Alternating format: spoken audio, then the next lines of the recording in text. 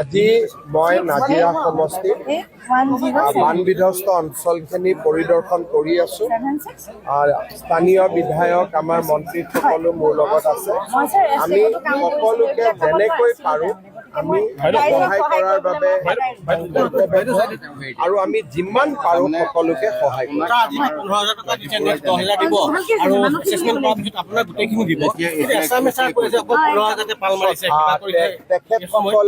তেখেতসকলে আমাৰ বিষয়ে হয়তো জনা নাই বা আমাক তেওঁলোকে ভালকৈ নাজানে। আমি নাজিৰা সমষ্টি বা শিৱসাগৰ জিলাত ৰাইজে আমাক ভাল পাই মৰম কৰে আৰু আমি বহুত দিনলৈ ৰাইজক সহায় কৰোঁ।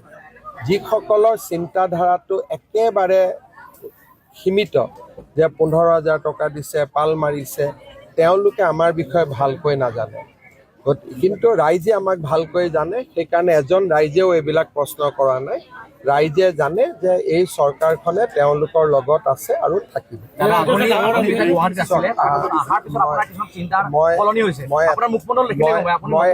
মই এটাই কথা কৈছোঁ যে এই সময়ত আমি ৰাইজৰ লগত থাকি ৰাইজৰ কাম কৰিব লাগে। বাকী আপোনালোকে চৰকাৰে কি কৰে আপোনালোকে নিজেই দেখা পাই থাকিব আৰু আমি বহুত ভাল কৰি ৰাইজক সহায় কৰিম। মই ইতিমধ্যে মথাউৰিটো ঘোষণা কৰিয়ে দিছোঁ যে আমি মথাউৰিটোৰ কাম তৎকালীনভাৱে হাতত ল'ম। এতিয়া 9 তাৰিখৰ পৰা আমাৰ 7 তাৰিখে যোৰহাটৰ ট্ৰেইনিং হ'ব, 8 তাৰিখে ইয়াৰ শিক্ষকসকলক আমি ট্ৰেইনিং কৰিম। তাৰপিছত তেওঁলোকে হাতত লেপটপ লৈ পেলাই ঘৰে ঘৰে যাব, যাৰ য'ত যি ক্ষতি হৈছে তেওঁলোকে লিষ্ট কৰিব আৰু সেইমতে আমি যেনেকে পাৰোঁ আমি সহায় কৰাৰ প্ৰচেষ্টা। মই ভাবোঁ 10 দিনতকৈ বেছি সময় নালাগে, 10 দিন বা 15 দিনত হৈ যাব।